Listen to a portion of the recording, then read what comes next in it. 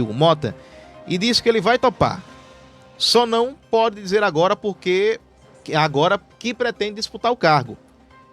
Primeiro, nós temos um grupo muito forte e a voz maior desse processo é o governador João Azevedo, foi o que disse o secretário Wilson Filho.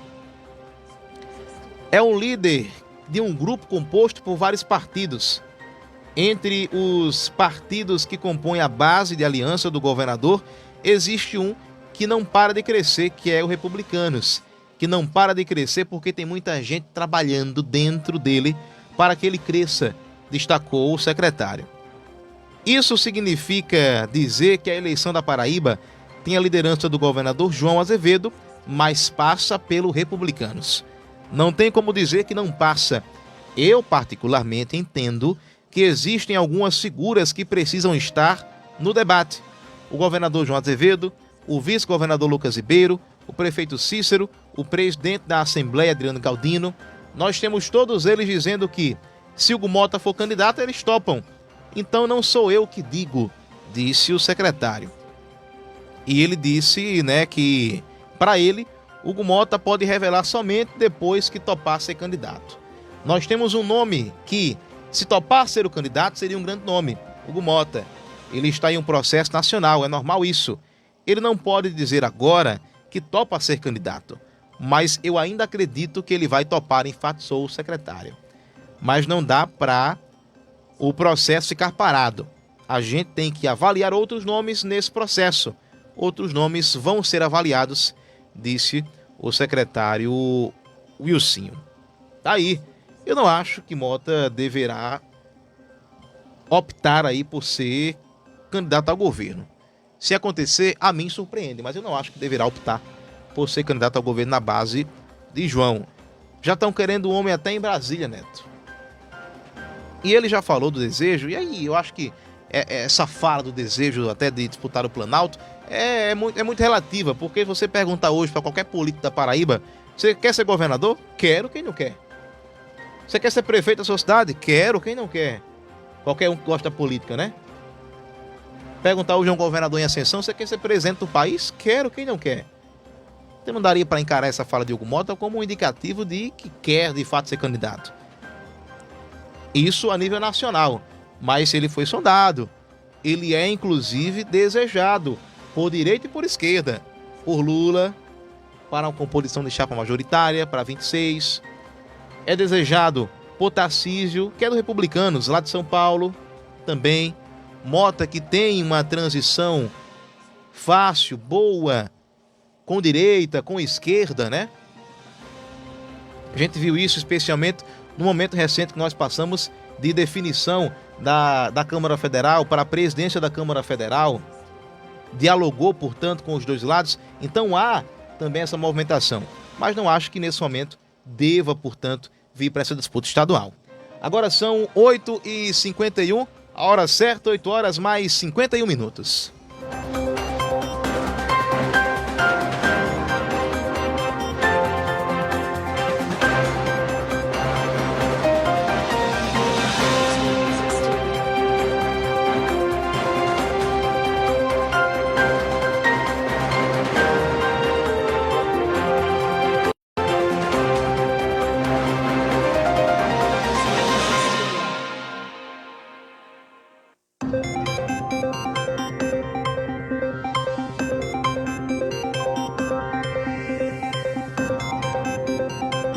Snow Music Studio.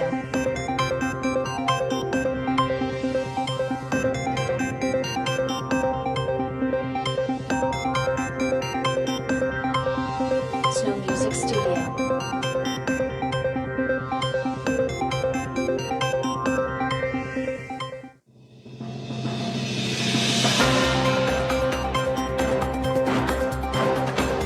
Snow Music Studio.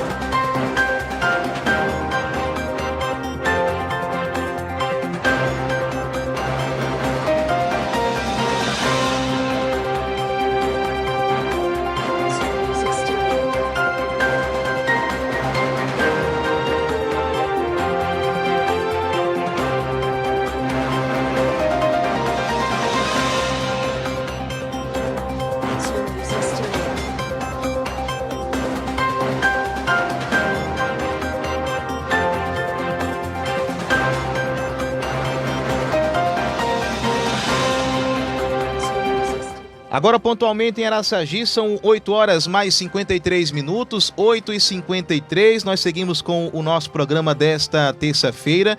E como nós já anunciávamos através das redes sociais desde o dia de ontem, também durante todo o nosso programa desta terça-feira, já chega por aqui, está conosco já na nossa bancada, o ex-governador do estado da Paraíba e também pré-candidato, posso assim chamá-lo, Ricardo, a deputado federal aqui pelo nosso estado, Ricardo Coutinho, que vem mais uma vez a Araçagi, vem mais uma vez conversar conosco aqui na nossa Marmaraú FM 104.9. Aproveitar também e já abraçar a presença de vários amigos aqui conosco no estúdio da Marmaraú FM, que acompanham também essa vinda do Ricardo Coutinho aqui a Araçagi. Cumpre essa agenda também na região do Brejo, né, Ricardo? Nessa manhã de terça-feira.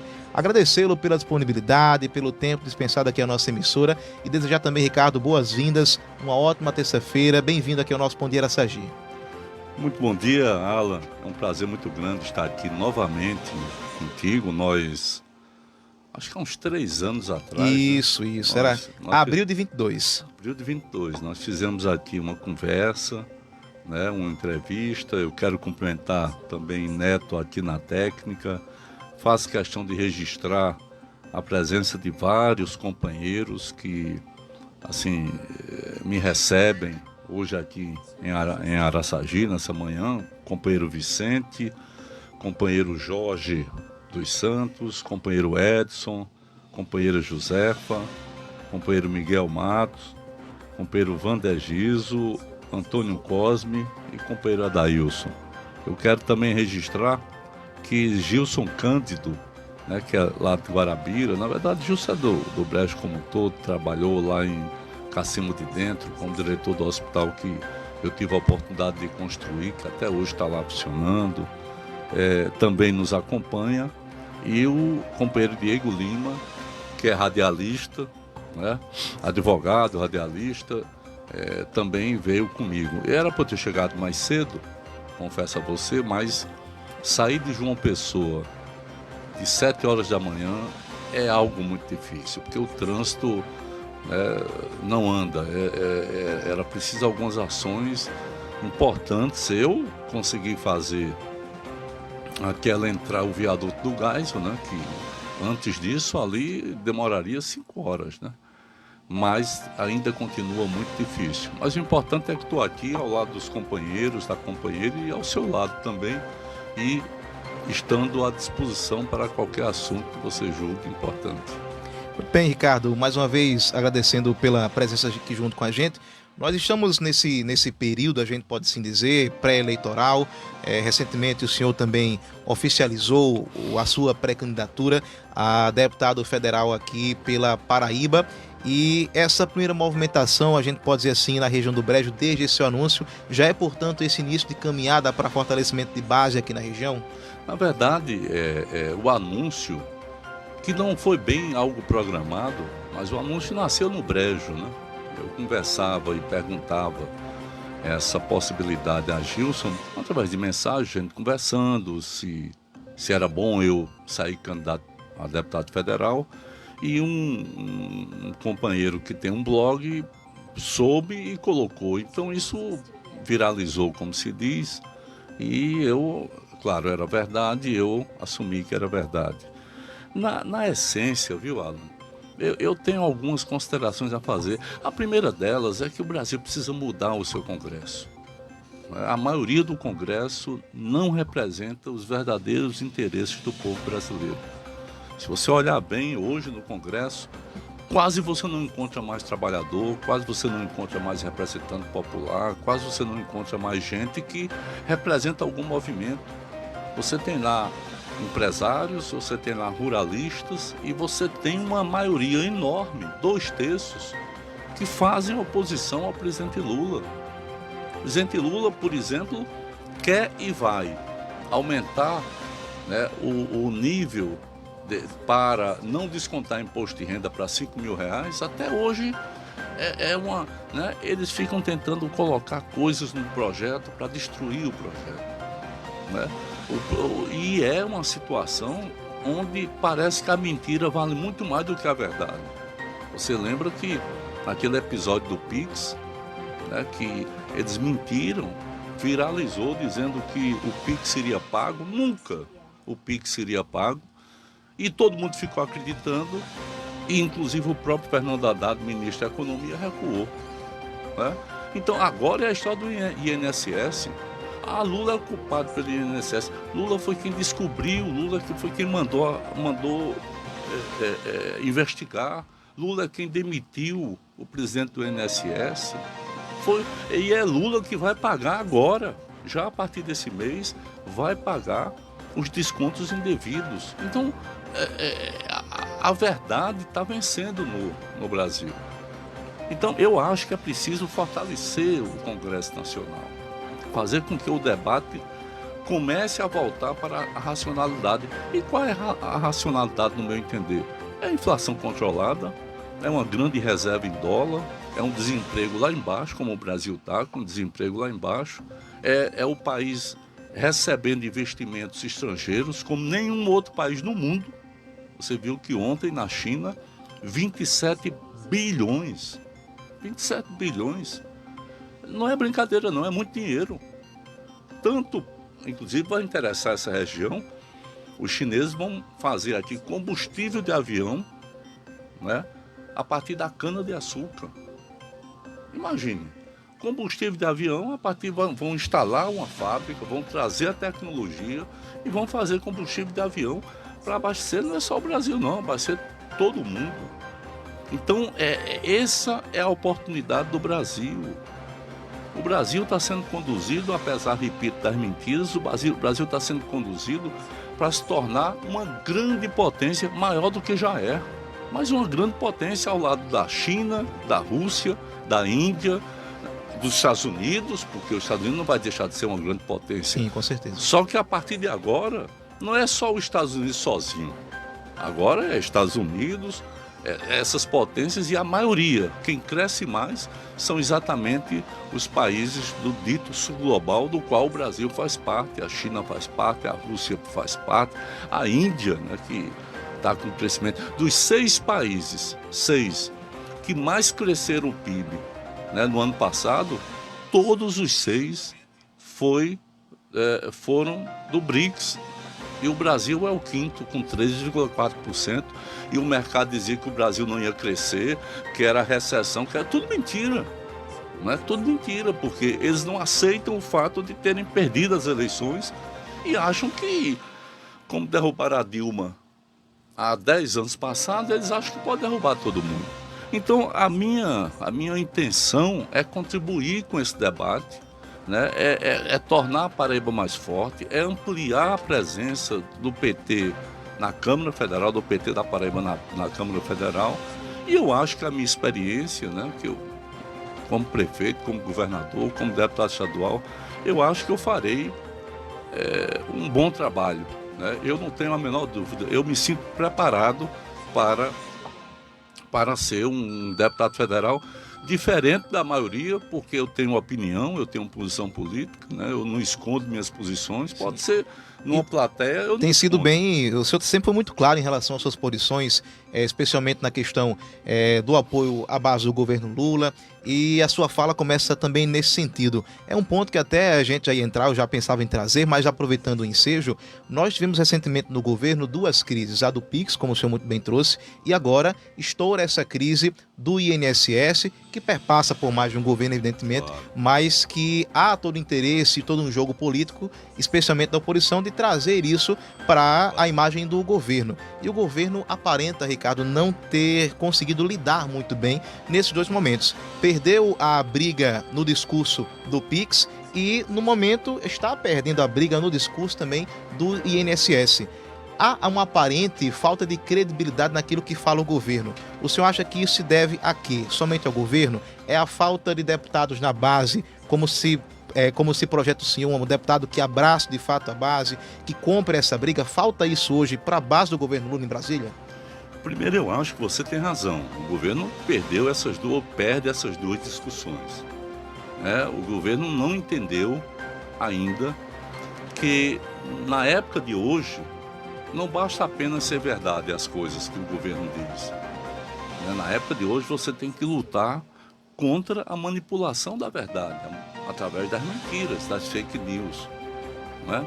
E essas fake news, Alan, estão sendo impulsionadas pelas Big Techs. O Zuckerberg, que é dono do Instagram, o Elon Musk, porque eles têm interesse mundial, eles querem trazer para o mundo uma espécie de plutocracia, ou seja, um poder transnacional que possa mandar em todo canto, através das mídias sociais. Essa é uma questão que a população precisa ficar atenta. Não tem democracia no mundo que sobreviva às fake news. Não existe democracia no mundo com essa capacidade.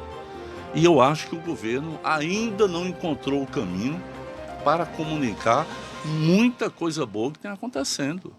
E que eu, por exemplo, eu sei. Por exemplo, quando o presidente Lula assumiu, existiam 13 mil médicos do programa Mais Médicos. 13 mil. Hoje nós temos 30 mil. Mais do que dobrou em poucos, sabe, em 2 anos. 2 anos. Em 2 anos.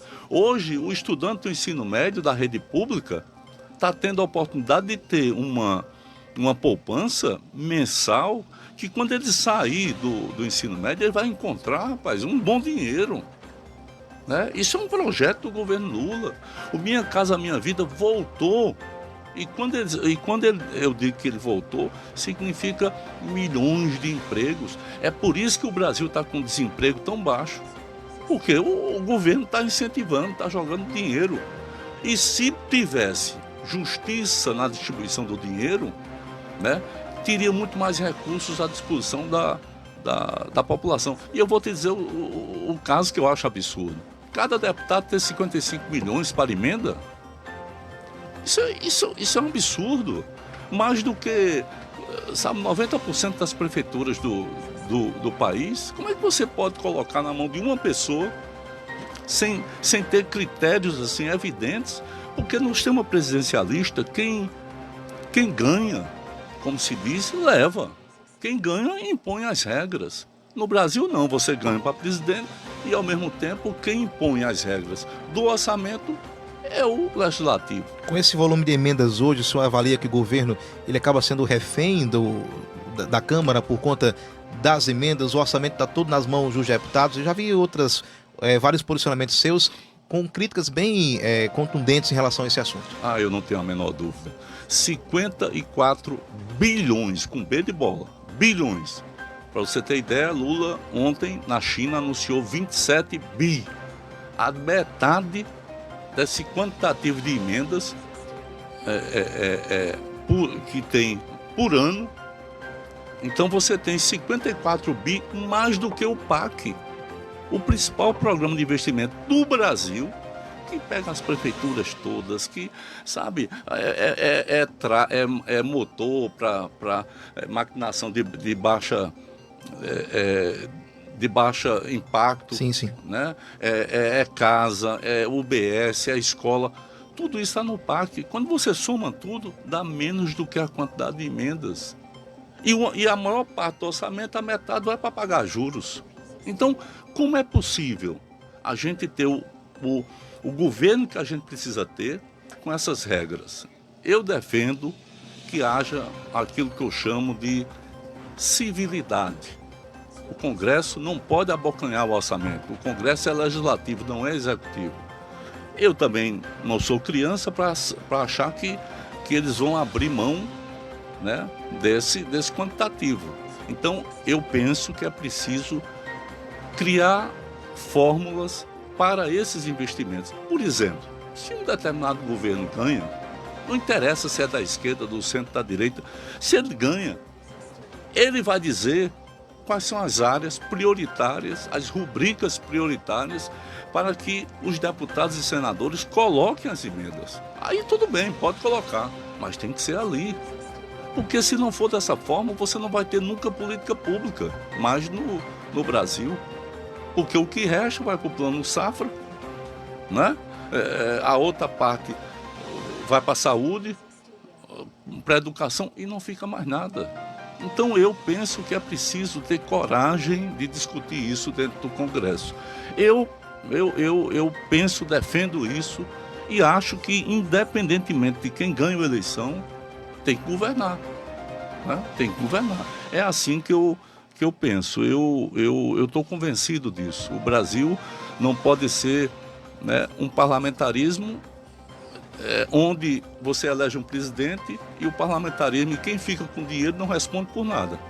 Você põe o dinheiro nas emendas que você queira, os maiores absurdos, né, porque você não tem compromisso hoje com as políticas públicas que quem ganha o governo define. Leva o ônibus e, no caso, também fica com o ônus da coisa Sem dúvida, quando acontece. Sem dúvida, sem dúvida. Agora são 9 horas da manhã, mais 9 minutos, virando ponteiro 9h10, a gente conversa com o ex-governador Ricardo Coutinho, ele que também é pré-candidato a deputado federal aqui pela Paraíba, pré-candidato, portanto, pelo PT. Olha só, a gente segue na nossa conversa, Ricardo, e eu trago já para esse momento que nós estamos agora, de caminhada, de pré-campanha. Nós temos percebido, e qualquer um que se dedique a minimamente analisar o cenário político de 2022 para cá, e nós vimos nas últimas eleições, apesar das particularidades que a sua campanha enfrentou em 2022, a anulação subjúdice, todo esse processo, um eleitorado, eu posso dizer, muito fiel a Ricardo Coutinho. O senhor foi candidato figurando com mais de 400 mil votos, eu comentava isso mais cedo aqui junto com o Neto na nossa programação. Uma candidatura que saiu, posso dizer, quase que de maneira independente, sem apoio de prefeituras e sem apoios firmados com alguns prefeitos, que naturalmente naquele momento, com a confirmação de uma anulação de candidatura, evidentemente buscaram apoios a outros candidatos. E isso, evidentemente, acaba também despertando por parte da população, em alguns momentos, uma certa desconfiança no sentido, e agora, será que vai? Eu vou votar, eu vou apoiar Ricardo Coutinho, um momento de indefinição. Como é que dá para reverter nesse momento, Ricardo, e ganhar novamente a confiança do eleitor de mostrar que a minha candidatura ela é viável, eu vou ter condições de ser de fato candidato, de ser eleito, recuperar essa confiança, tanto evidentemente por parte do eleitorado e, claro, na busca de apoios. Uma candidatura sua lá para o Senado em 22, mesmo sem apoio, conseguiu um número de votos expressivo, mais de 400 mil. Como é que o senhor pretende reestruturar essa base, tanto de apoios quanto de eleitor, para esse 2026 que chega? Primeiro, Alan, é importante assim, que as pessoas que pudessem, podem acessar o site do TSE agora, que vai estar lá, 431 mil votos e alguns, ou seja, aquilo que dizia que a votação era nula, era uma fake news. Por quê? Porque eu tinha apelado. No Brasil, e é correto isso, né, você só é culpado a partir do trânsito em julgado, a partir da última instância. Isso. Então, eu tinha apelado. Segundo, teve um juiz que me tirou, desse processo todo de perseguição, me tirou o fundo partidário. Ou seja, como é que alguém vai disputar com gente derramando bilhões, derramando orçamento secreto, emendas PIX, tudo, e você não ter dinheiro para botar gasolina para chegar em Cajazeiras, não é? Mesmo assim, eu tenho uma gratidão enorme a essas 431 mil pessoas, que é muita gente. E, ao mesmo tempo, o governo lança uma candidatura apenas para jogar peso sobre os setores mais, os movimentos mais articulados da sociedade, envolvendo, né, a fake news de que o meu voto seria anulado e que, se votasse em mim, anularia o de Lula também. Hoje em dia, né, 2 dias depois da eleição, no dia 5 de outubro de 2022, acabou os 8 anos referentes a 2014 até 2022. Então, aquela disputa de narrativa que existia, a disputa jurídica, ela não existe mais, já acabou. Né? Hoje eu posso ser candidato a qualquer... Já podia em 24, mas não quis. Eu podia ser candidato a qualquer coisa, porque eu tenho meus direitos totalmente livres, né? E tanto é que eles não falam mais nisso. Então, eu estou colocando meu nome porque eu acho que, repito, eu tenho capacidade de fazer uma boa representação, eu tenho relação com os movimentos sociais. Eu fui um governador, Alan, que eu fui em muitos quilombolas, eu fui nas aldeias indígenas. Se você for ali em Baía Traição, sabe, eu fiz 5 acessos, Imagine, época de chuva ninguém saía nem entrava. Eu fiz 5 acessos, fiz uma ponte sobre o rio Sinibu, tudo direcionado às aldeias indígenas. Coloquei PAA, coloquei apicultura, né? Criação de abelha para produzir mel. Enfim, eu sou uma pessoa que sempre respeitei as organizações, né? E acho que essa é um perfil importante para que esteja representado dentro do Congresso. Né? Então, não há mais qualquer discussão sobre isso. Né? As fake news hoje são outras, né? Porque, infelizmente, essa coisa das mídias sociais ela precisa ser regulada socialmente. Ela não pode ser desregulada. Porque, senão, as Big Techs, os grandes que dominam Facebook, que dominam Instagram, que dominam Zap, WhatsApp, esse pessoal, né, eles lá dos Estados Unidos, eles conseguem movimentar o mundo inteiro. Eles derrubam qualquer governo. Eles movimentam o ódio, o amor de uma população através dos algoritmos. Se você pegar a Austrália, que é um país pertencente ao Reino Unido, a Austrália já disse que abaixo de 16 anos não dá. Se alguém abrir, vai ser multado. Eles estão construindo uma série de barreiras para proteger a população. Esse é um ponto que o senhor defende, essa regulação dessas mídias. Eu defendo e vou lutar por isso. Eu vou lutar por isso, eu vou lutar por mecanização de baixo impacto para a agricultura familiar, eu vou lutar por irrigação com energia solar, o uso da energia solar sem precisar entrar na distribuidora, não é? Porque daqui para lá você já vai ter baterias. Esse é o futuro e que já pode ser o presente. Nós estamos com 26 comunidades fazendo um teste num projeto que eu apresentei ao ministro Paulo Teixeira, do Ministério do Desenvolvimento Agrário, para que a gente teste energia solar na irrigação da agricultura familiar. Né? Já instalamos em 5, está produzindo demais. Ao invés de você ter uma produção, que é na época de chuva, da chuvinha, você vai ter 3 produções no ano. Isso vai baixar o preço do alimento e, ao mesmo tempo, vai melhorar a situação de vida das famílias, dos agricultores. Não é? Isso é fundamental, isso é o futuro. Não é? É isso que...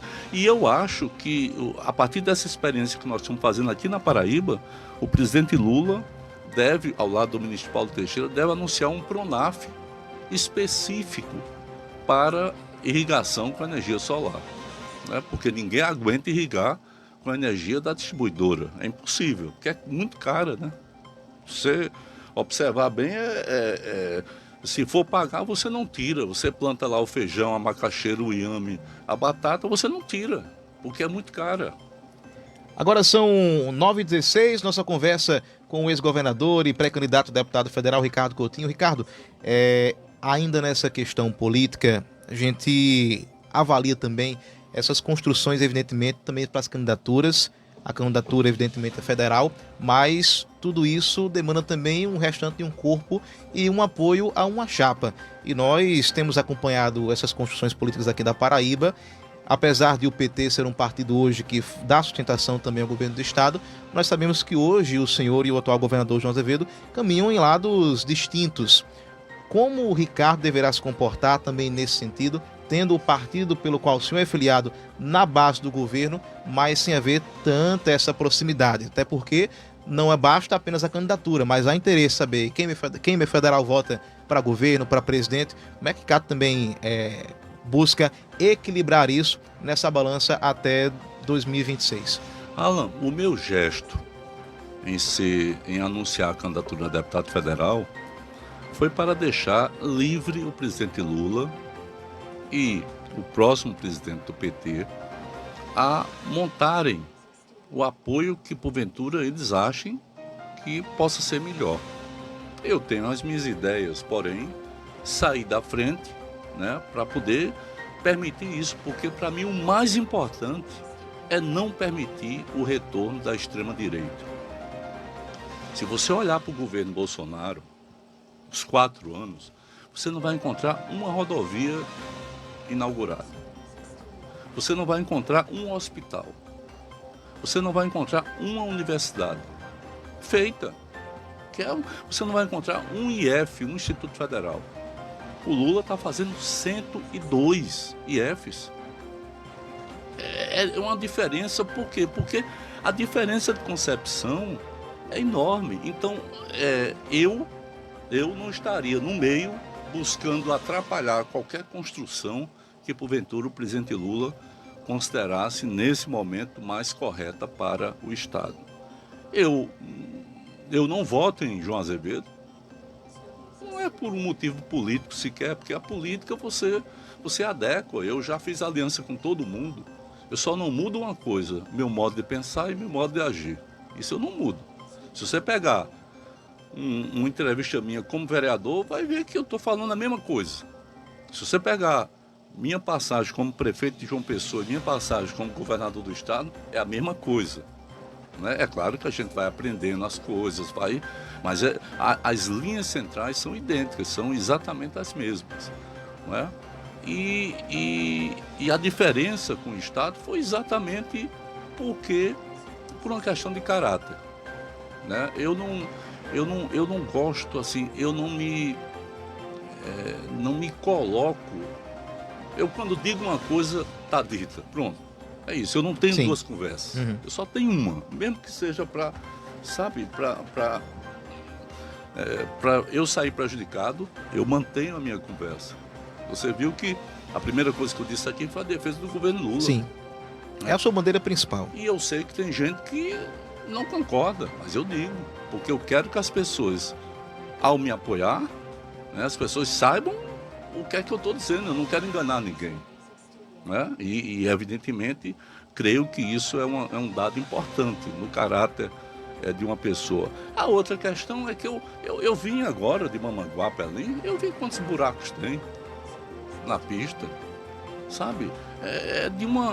Você olha, eu vi que a adutora que eu fiz vários quilômetros aqui de Araçagi até Mamanguape, não foi terminada ainda. 6 anos, rapaz. 6 anos. Eu reconstruí Camará, por exemplo, ali em Alagoa Nova. A água chegou em Alagoa Nova no ano passado. Eu deixei faltando 800 metros. A adutora, 800 metros. É você colar um cano no outro em 800 metros. Isso não é trabalho nenhum. Compreendeu? Então eu acho que tem assim você viu o incêndio do Hospital do Trauma? Se fosse um evento fortuito, não, foi só. É o segundo incêndio. E eles não correm para poder evitar, porque eles colocam em risco os funcionários e colocam em risco os pacientes. Você precisava ver a cena de todo mundo no pátio. Sabe, gente passando mal, todo mundo no pátio. E por quê? Eu vou dizer por quê. Porque até 2018, quando eu estava lá, o Trauma tinha uma manutenção periódica, falhando ou não falhando, tinha manutenção. É igual um carro. O carro, se a pessoa comprar um carro, ela vai lá com 10 mil quilômetros, com 20 mil, tem uma manutenção para que não falhe. No Trauma, nós tínhamos isso. O Trauma tinha uma acreditação, que é uma espécie de selo de qualidade.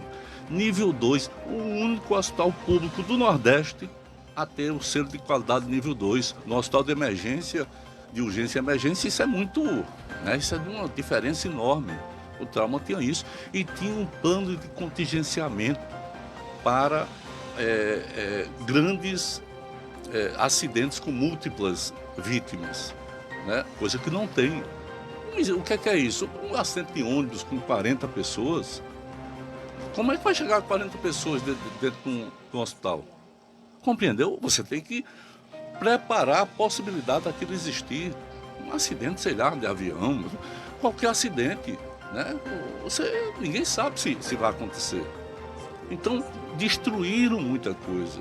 Eu peguei o Trauma com 148 leitos, entreguei com 331. Eu quadrupliquei, multipliquei por 4 o número de leitos de UTI do Trauma. Aí diminuiu o número de leitos gerais, porque fecharam a HTOP, que era a retaguarda do trauma, fecharam, né? E ao mesmo tempo não tomam conta dos hospitais. Agora, isso não tem nada a ver tem a ver com a minha posição, mas tem Sim. a ver com a posição do presidente Lula, né? Em relação a essa posição de Lula, nós sabemos que João aqui na Paraíba é também base de apoio ao presidente Lula e, consequentemente, há essa ligação. Lula também, na última eleição, falava diretamente em relação ao João Azevedo. Se for um pedido do presidente Lula, esse apoio do BT de maneira integral a João Azevedo, a base do João, que no caso João não é mais candidato ao governo, busca, portanto, o Senado, mas for um pedido de Lula para que a base do João seja apoiada por todos os partidos que compõem, inclusive o PT, qual a sua posição? O senhor tem, portanto, essa pretensão de dizer a Lula, não, Lula, para mim não dá? Eu tenho objeção de consciência, que é uma coisa individual, não é coletiva. Não vou fazer disputa em torno disso, mas eu tenho objeção de consciência por outras coisas. E o presidente Lula sabe disso. Ele sabe exatamente o que aconteceu, né? Porque já tive a oportunidade de colocar. Eu não estou dizendo que ele está errado, não. Ele está numa posição que ele não vivenciou aquilo. Agora, essa coisa de apoio ao presidente Lula, eu acho, né, que a gente precisa falar. Porque a pessoa que diz no ouvido, olha, eu tenho apoio, e publicamente não diz nada, publicamente não entra em bola dividida. Falta isso hoje do atual governo, comprar briga pelo governo Lula? Não só do atual governo, falta dos deputados. Com exceção do Luiz Couto, falta dos deputados. Né? Quem é que chega abertamente para defender o governo? Mas está todo mundo aí, com cargo, sabe? Com emenda, com isso, com aquilo. Ou seja, essa é a questão central. Eu quero que todo mundo apoie Lula, não quero que, né, se dependesse de mim, tudo bem, pode apoiar. Agora, venha apoiar. Agora, mas seja sincero. Porque a falta de sinceridade é a falta de honestidade. Você não está sendo honesto politicamente, porque você está dizendo uma coisa e fazendo outra. Você chega na Paraíba, o governo é ruim para ele faz o discurso contra o governo, porque a base dele estaria contra Lula, aí chega lá em Brasília é a favor de Lula porque indicou alguém. Se você indica uma pessoa, você tem que ter a honestidade política de dizer que você é favorável. Eu vejo, convenhamos, o senador Efraim, ele indica o ministro das Comunicações e aqui se esconde. Eu estou cobrando publicamente uma defesa dele do governo. Porque se ele não fizer a defesa, ele estará sendo desonesto politicamente. Falta esse comprometimento por ser de um partido da base, Efraim, que é do União Brasil. Deveria estar, na sua concepção, defendendo o governo. Efraim que já, desde as últimas eleições, o União Brasil é um partido do centro, sempre está no centro, sempre está com todo o governo, já tem uma aproximação com o ex-presidente Jair Bolsonaro. Não escondeu isso. Então, há, portanto, na sua opinião, uma injustiça você ter um partido que tem um ministério, mas que não apoia totalmente o presidente? Eu estou falando de honestidade política, que para mim é uma coisa que vale muito, né? Eu estou falando que ele indica um ministro para que o Alcolumbre apresentasse o nome, mas foi ele que indicou. Eu sei e todo mundo sabe. O Fred foi indicação dele, né? Então, ele tem que, por exemplo, chegar na Paraíba e defender o governo. Lá na votação tem que votar com o governo. Porque política é assim, amigo. Você não é obrigado a estar no governo, não. Agora, você quer apenas o bom, né? E por outro lado, você joga para distante. Você não tem nenhuma construção, nenhum respeito à inteligência popular. Tá faltando pulso para Lula cobrar isso?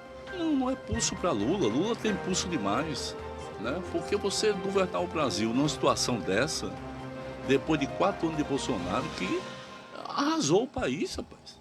Arrasou. Ele destruiu todas as políticas públicas. Eu digo isso porque eu conheço. Aqui para nós, eu sou um cara que não entende desse negócio, eu estudo, o que eu não sei, eu vou atrás de saber. Ele detonou esse país, né? Tanto é que você viu que na Covid, se tivesse comprado as vacinas 3 semanas antes, por baixo, Alan, você colocaria menos 300 mil mortes. Você imagina que maravilha se a gente tivesse das 700 mil pessoas, 300 mil aqui convivendo entre nós. Né? Ou seja, então o que eu acho que o presidente Lula, ele é um democrata, né? Ele é um democrata, é um cara que é acostumado a esse tipo de embate, que não responde, que está ali. Agora, as coisas têm um limite, né? O que eu estou dizendo é que parlamentar, eu vi Rui Carneiro, né? Lá na China, com um sorrisão, os dentes bem grandão e tal, dizendo, meu presidente tal. Ele tem que dizer isso aqui. Porque se não disser aqui, não estará sendo honesto politicamente. Efraim indicou os Correios, indicou a Codevasf aqui na Paraíba. Né? Além do ministro das Comunicações. Então, ele precisa ter, né, o respeito ao povo, né, fazendo com que a sua posição política seja coerente com a participação dele no governo. Eu acho que essas coisas são naturais, é assim que deve ser. Né? Isso vai para os demais também. Né? As pessoas têm que... E não ficar assim, o que é bom, eu voto. Eu vou votar assim na elevação do patamar do imposto de renda que vai para 5 mil reais. Vai isentar de 5 mil para baixo. Aí eu voto, porque... Agora, na dificuldade, eu não voto. Aqui, não, eu voto a favor da anistia. Você vota a favor de quem queria derrubar a democracia? Como é que é possível isso? Sabe? A gente... Isso é uma coisa tão... Porque é um crime muito grave. É um dos assuntos que tem sido mais comentados a nível de Brasil nesses últimos dias, o PL da anistia. E trazendo para Paraíba, especialmente também a atuação de Hugo Mota, ela tem sido questionada especialmente pela ala da direita. A gente sabe que Mota hoje está na presidência da Câmara Federal e ele chegou lá com apoios tanto de partidos do campo da direita quanto de partidos do campo da esquerda. Em relação à sua visão, como é que o senhor avalia esse PL da anistia? O senhor se posiciona totalmente contra o PL da anistia? Tem, portanto, ali um ponto que o senhor acha, não, isso aqui poderia ser diferente, a pena de fulano ciclano pode ser revista? Ricardo é radical em relação ao PL da anistia, não tem que aprovar, condena todo mundo, mantém do jeito que está. Qual a sua visão também quanto a isso, que é um tema muito palpitante? É muito palpitante. Eu sou radicalmente contra a ditadura, a qualquer tipo de ditadura. Eles tentaram construir aqui dentro uma ditadura. Voltar à ditadura. General Heleno, General Braga Neto, os herdeiros de 64 tentaram, o Bolsonaro, o Márcio Fernandes, que era o comandante dos Kid Pretos, eles tentaram voltar com a ditadura. E para isso, montaram um plano onde o presidente da República seria assassinado, envenenado, o vice-presidente seria também assassinado, o ministro Alexandre de Moraes seria assassinado e até o Zé Disseu seria assassinado. Ou seja, e não foi só um momento, Alan. Você lembra que no dia 7 de setembro de 22, Bolsonaro sai do desfile, onde ele botou aquele tanque soltando fumaça, uma coisa ridícula para... Sabe, aquilo pegou mal demais. Aí ele sai do desfile e vai para poucos metros adiante para um comício onde ele ataca o STF. Antes das eleições de 22, ele ataca o STF. Ele era o principal responsável pelo desequilíbrio entre os poderes. Depois do dia 9 de dezembro, se não me falha a memória, que foi a diplomação do presidente Lula, como presidente que tinha sido eleito, Brasília se transformou numa praça de guerra. Eu estava lá. Se transformou numa praça de guerra. O prédio da Polícia Federal foi atacado. Os caras tudo lá dentro. A Polícia Federal foi atacada. Queimaram ônibus, queimaram carro, viraram carro. Foi um horror, certo? Depois nós tivemos o caso da bomba no caminhão cheio de combustível, que deveria explodir no final do ano, Sim, sim. lá no aeroporto internacional de Brasília.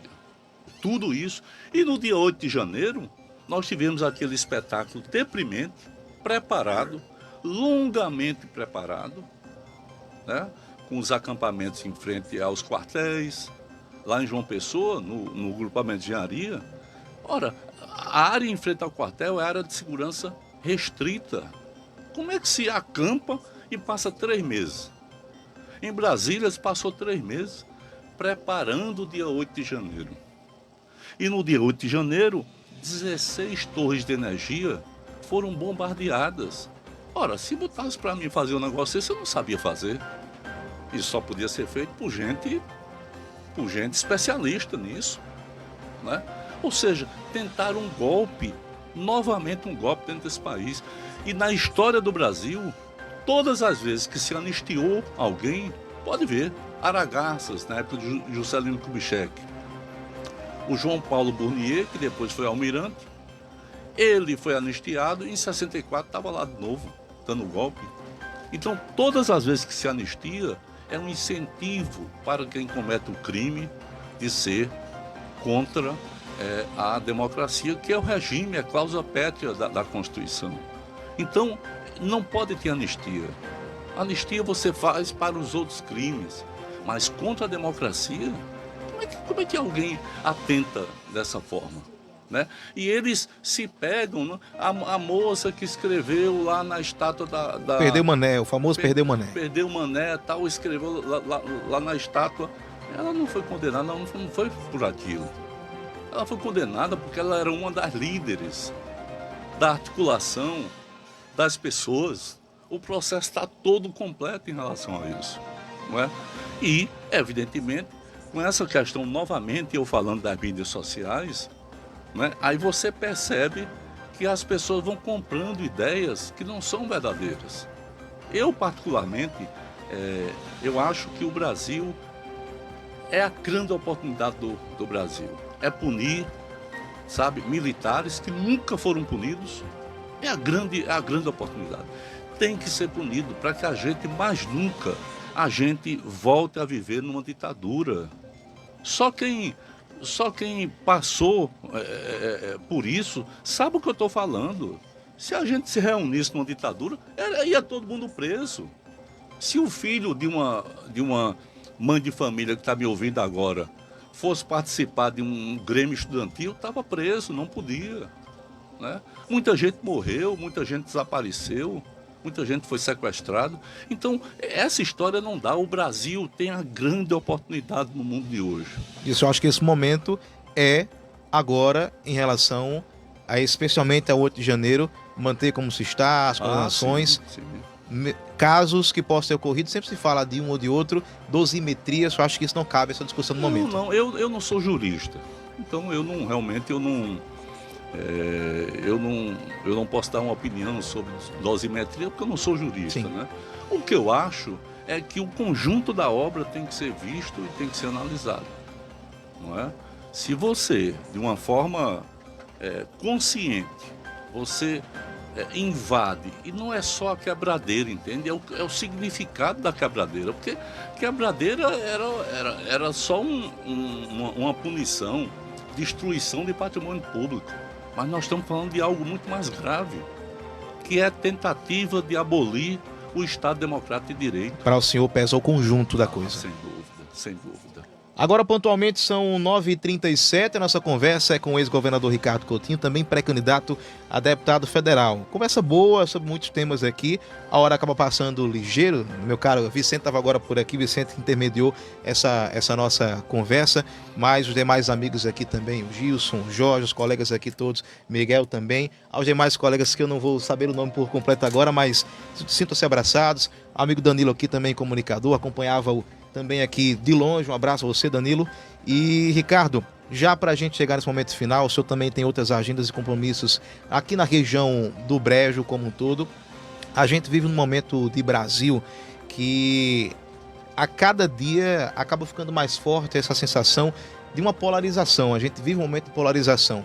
E tem muita gente que acaba meio que já saturando devido às discussões que muitas vezes acabam ficando no raso, infelizmente, e não vão, por muitas vezes, ao encontro daquilo que as pessoas necessitam, precisam ou pensam, ficando apenas na polarização. Como é que Ricardo, como um deputado, apesar de ter um lado muito bem definido, busca também, ou não sei, chegar nessas pessoas que hoje se saturam dessa polarização? Tem caminho, tem espaço para isso ainda? Ou está tudo dividido, é realmente direita contra esquerda, nós contra eles contra a gente, e o caminho é só esse? Como é que Ricardo deve buscar também essas pessoas que hoje se saturam um pouco dessa discussão? Alan, você tem razão quando diz que nós estamos vivendo um dos momentos mais singulares, mais difíceis, né, da nossa história. A polarização ela existe, mas ela não é entre dois lados radicais, como uma parte da imprensa, o Estadão, Folha de São Paulo, tenta passar.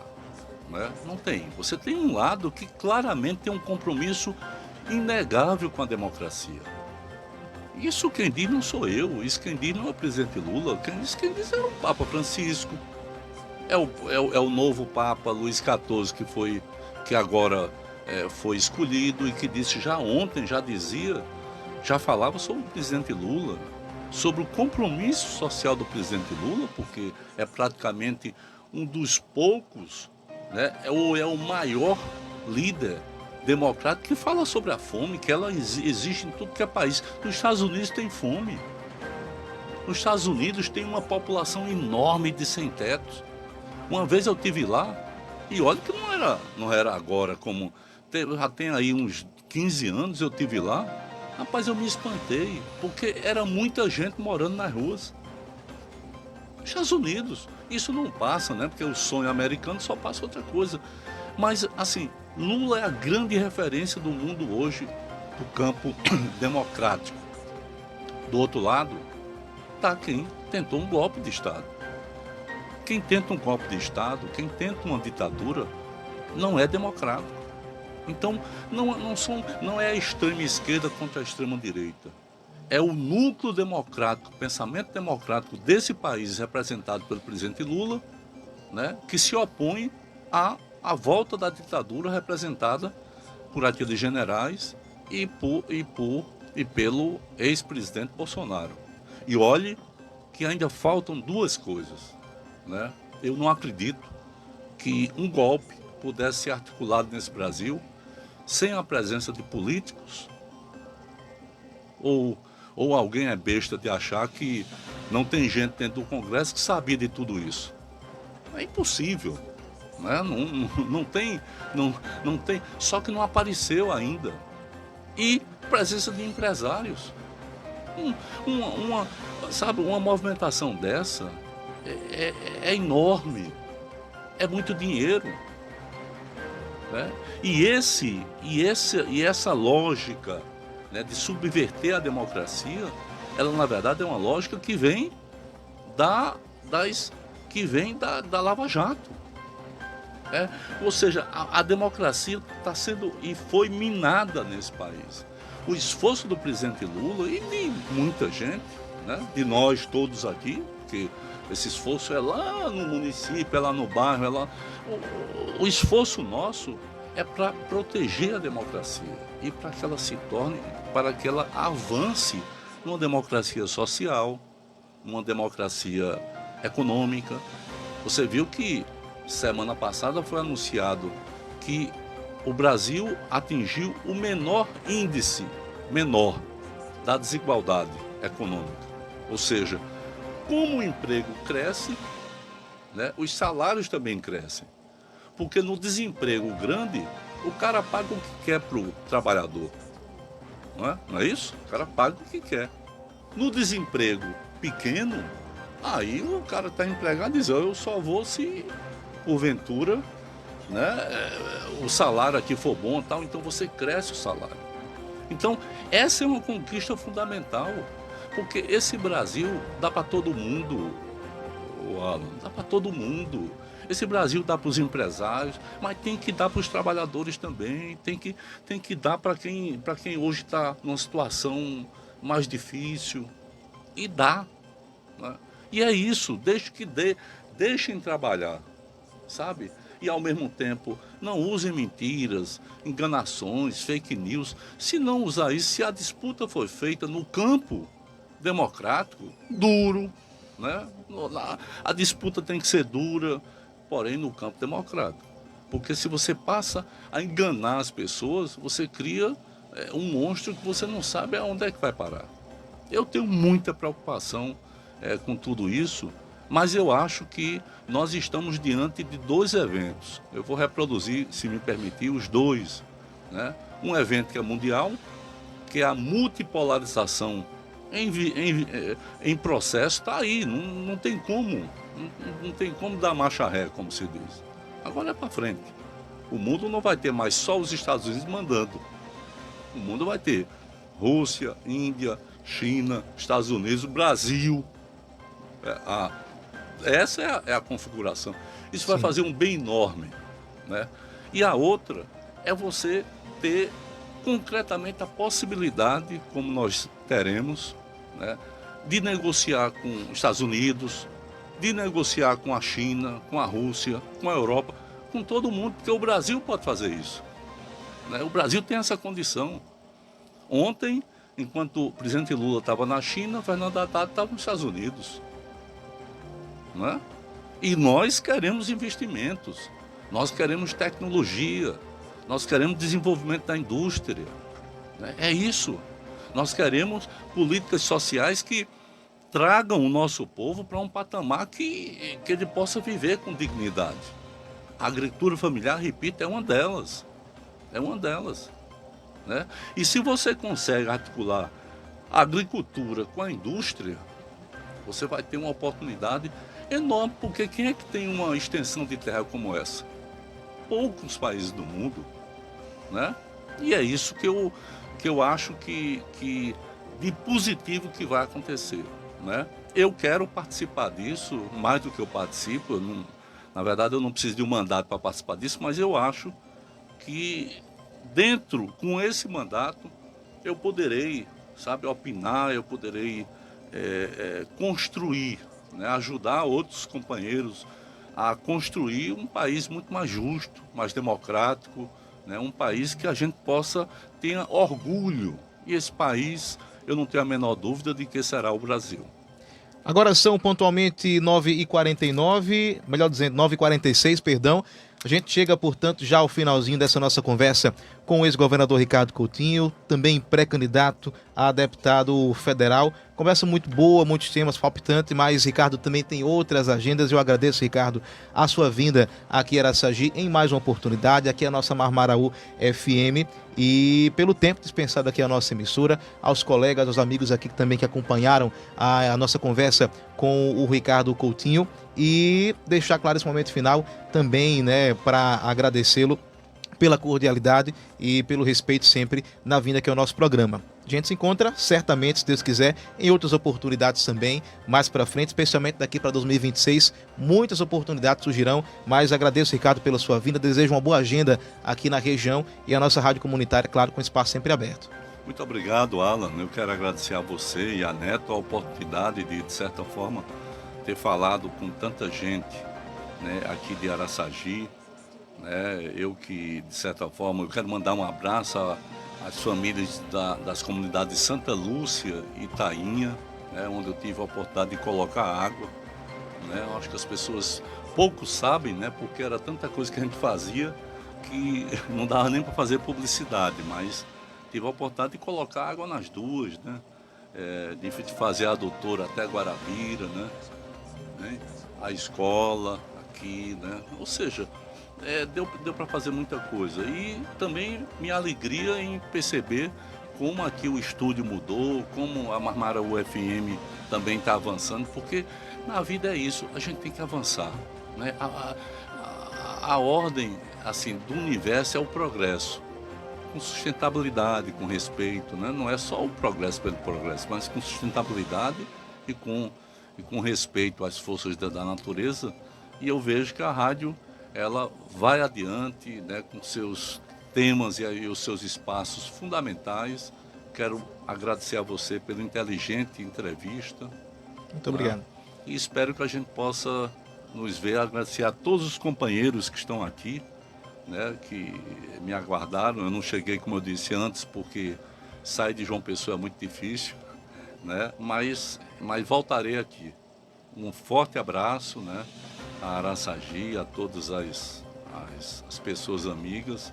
E se Deus quiser, a gente vai representar toda a Paraíba. Eu não quero representar um canto só, eu não me sinto de um canto só, eu me sinto de uma população inteira, né? Para mim foi tão importante fazer o abastecimento d'água de Itainha, por exemplo, foi tão importante quanto fazer um viaduto do gás, ou quanto fazer uma estrada lá no Vale do Piancó, porque todo mundo merece, né? Então eu me sinto assim meio que uma pessoa de todos os lugares, né? E espero transmitir isso para o nosso mandato federal, caso, né, evidentemente, a população concorde de que é importante que eu esteja no Congresso Nacional. Um abraço, Ricardo. Obrigado pela grande. participação. Ótimo dia. A gente assim finaliza o nosso programa, Neto finaliza o nosso Bom Dia Araçagi. Agradecendo a você que nos acompanhou até mais tarde hoje, né? De maneira excepcional, o nosso Bom Dia Araçagi, ele passa um pouquinho do horário, mas para essa nossa conversa muito boa e palpitante com o ex-governador Ricardo Coutinho, que também colocará seu nome à disposição para o ano que vem a cadeira de deputado federal. A gente finaliza aqui o nosso programa para a gente poder tirar também uma foto, registrar esse momento aqui nos estúdios da nossa emissora. E o meu convite fica para você que está conosco na sintonia pela live, pelo rádio também. Amanhã, cedinho, quarta-feira, se Deus quiser assim permitir, cedinho, 6 da manhã, a gente se encontra aqui no nosso Bom Dia Araçagi. Um abraço, até a próxima, ótima terça. Tchau, tchau.